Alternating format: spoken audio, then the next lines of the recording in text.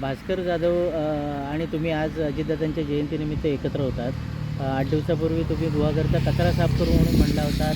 MIDCमध्ये MIDCचा पालक आमदार मी आहे असं म्हटलं आणि आज तुमची गळाभेट झाली. तुम्ही म्हटलात मिले सूर मेरा तुम्हारा. काय नेमकं समजायचं? भास्कर जाधव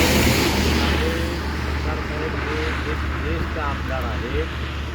महाराष्ट्राच्या राजकारणामध्ये त्यांनी एक निराळं स्थान निर्माण केलेलं आहे आणि कोकणासाठी त्यांची खरं म्हणजे आता सत्तेमध्ये गरज आहे.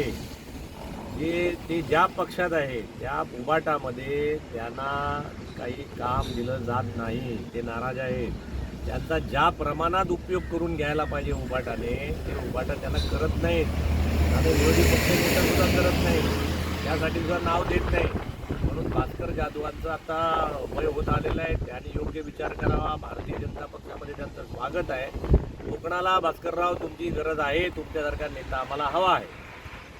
म्हणून मी मगाशी म्हटलं आम्ही दोघांनी एकच झाड लावलं की जे झाड भविष्यामध्ये चिपळूणला आणि कोकणाला भरपूर काही फळं देईल असं झाड आम्ही मगाशी भास्कररावांनी आम्ही लावलं. बरं, जंतर मंतरवरती जे आंदोलन झालं आता ते चिघळलेलं आहे, त्या संपूर्ण वातावरणाकडे भाजपचे आमदार म्हणून तुम्ही कसं?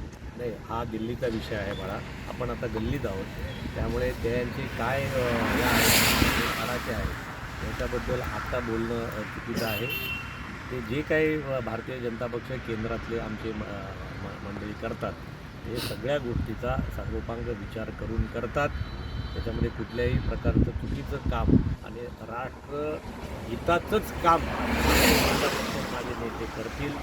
जे काही कॉक्रोच जनता पार्टी बघा, आता देशात विरोधी पक्षाला चेहराच राहिलेला नाही. त्यामुळे 3 चेहऱ्याच्या विरोधी पक्षाला नाईलाजाने धुरळ्याचा चेहरा घ्यावा लागतो. हे एवढ्या 100 वर्षाच्या भारतीय राजकारणामध्ये ही एक सगळ्यात वाईट गोष्ट आहे की विरोधी पक्षाला कशा प्रकारे आपण समोर जावं. त्यांच्याकडे नेताच राहिलेला नाही. राहुल गांधींना त्यांनी नेतृत्व देऊन काँग्रेस तर संपवलंच, पण जे काही अलायन्समधले इतर पार्ट्या होत्या त्या सगळ्यांचं वाटोळं राहुल गांधींचा चेहरा देऊन काँग्रेसने केलं.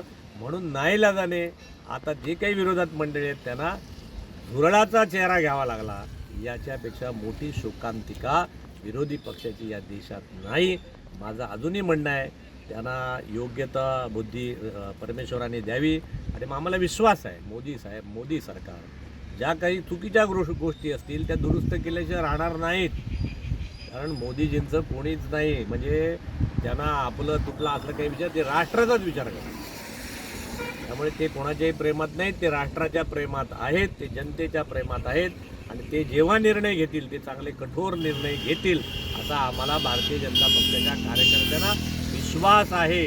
आमचा मोदी साहेबांवरती पूर्ण नाही, पण आपल्याला लोकप्रतिनिधी म्हणून काय वाटतं? कारण एवढ्या मोठ्या संख्येने तरुणाई धडकली, त्यांच्यावरती लाठीचार्ज झाला, अमानुषपणे मारहाण झाली, काय एकंदर? नाही, म्हणून मी म्हटलं त्यांना ज्या तिथल्या गोष्टीची आता मी अजून माहिती घेतली नाही. मी माहिती घेतो नाही तुम्हाला सांगतो. परंतु जे काही देशविघातक जी मंडळी आहेत ती बघा ह्या आंदोलनाला पाठिंबा कोणाचा आहे? युरोपमधल्या देशात, अमेरिकेमधल्या काही मंडळींचा.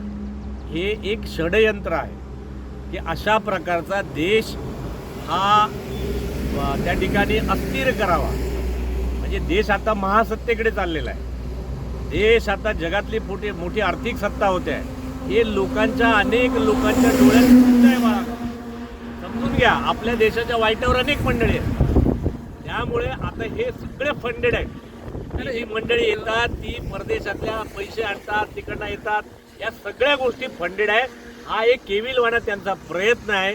आणि ह्या आता संसदेमध्ये तिथे चर्चा होईल, तिथे त्यांनी विरोध करावा, सगळ्या गोष्टी संसद चालूच आहे. तुम्ही फंडेड म्हणताय, पण जर एका बाजूला नीटचा जो मेन सूत्रधार आहे तो शोधला जात नाही आणि तुम्ही फंडेडचा शोध सांगितलं ना, नीटचं जे काही नीट करायचं आहे ते मोदीजी करतील. आमचा विश्वास आहे बाळा. त्यांना जे काही शिक्षा द्यायची ते 100% देणार. खूप वाईट शिक्षा देतील असा आमचा विश्वास आहे. परंतु ह्याच्यामुळे अख्खा देश अस्थिर करायची काही गरज नाही. आणि तुम्हाला सांगतो, जे काही बदल असतील, जे काही सरकारमधले बदल मंत्र्यांचे, ते मोदी साहेब करणारच आहेत. लाठीचार्ज केल्यामुळे सगळं हे सांगितलं की काही गोष्टीला ना हे दोन्ही बाजूने असतं. टाळी एका हाताने वाजत नाही. कधी लोक काही अतिरेक करतात.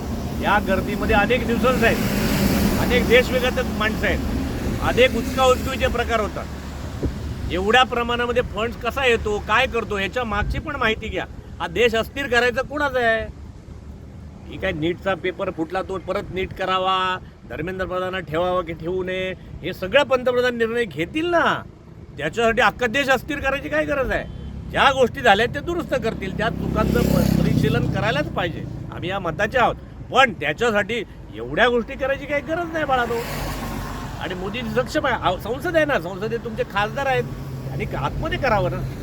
हा जर वेळेत सामान्य निर्णय घेतला माणसाला आणि असता हा जर वेळेत निर्णय घेतला असता तर आंदोलन करण्याची गरजच अरे नव्हती. म्हणून मी म्हटलं आता एवढ्या आपल्यापेक्षा श्रेष्ठ मंडळी आहेत, त्यांना अक्कल आहे आणि मला अक्कल आहे आणि त्यांना कोणाला नाही असं बाळा होत नाही. ते आमचे ज्येष्ठ आहेत, ते जे काही करतात त्याच्या मागे काहीतरी कार्यकारण भाव नक्की असेल असा आमचा विश्वास आहे. धन्यवाद. ताज्या अपडेट्स आणि ताज्या बातम्यांसाठी आजच सबस्क्राईब करा आपला Sindhudurg digital news channel. Like करा, शेअर करा, कमेंट करा आणि महत्त्वाचं म्हणजे बेल आयकॉनला क्लिक करायला विसरू नका.